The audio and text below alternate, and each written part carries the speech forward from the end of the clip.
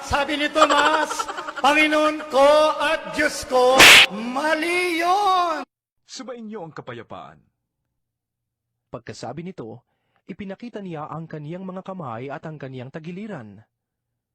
Nang makita nila ang Panginoon, tuwang-tuwa ang mga alagad.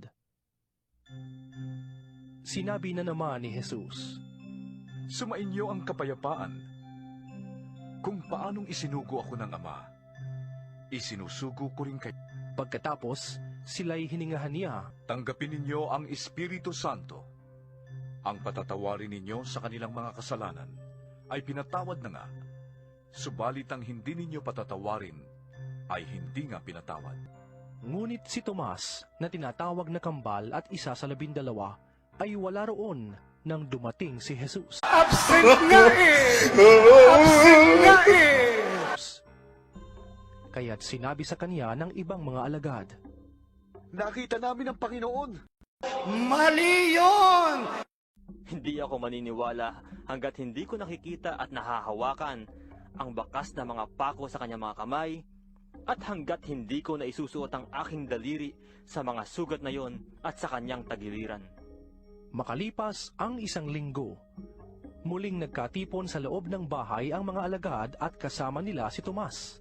Mali yun! Absent nga eh! Nakasara ang mga pinto. Ngunit nakapasok si Jesus at tumayo sa gitna nila. Sumainyo ang kapayapaan. Tingnan mo ang aking mga kamay. Ilagay mo ang iyong kamay sa aking tagiliran. At huwag kang mag-alinlangan. Sa halip ay maniwala ka. Ang nakalagay sa talata, sabi ni Tomas, Panginoon ko at Diyos ko, mali yun! Mali yun! Panginoon ko at Diyos ko. Sabi ni Tomas, Panginoon ko at Diyos ko, mali yun! Panginoon ko at Diyos ko. Naniniwala ka na ba dahil nakita mo ko? Mapalad ang mga naniniwala kahit hindi nila ako nakita. Mali yun! Absent nga eh! Naniniwala ka na ba dahil nakita mo ko? Mapalad ang mga naniniwala kahit hindi nila ako nakita. Si Tomas, kapatid ni Kristo, kaya yung hinahanap mo ay hindi natanggap ni Tomas dahil absent.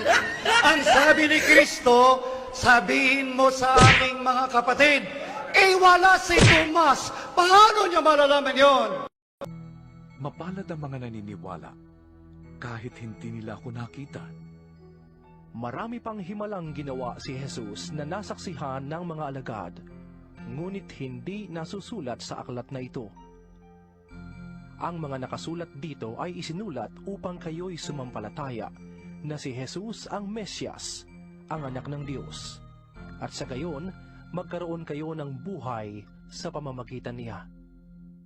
Mali yun! Mali yun!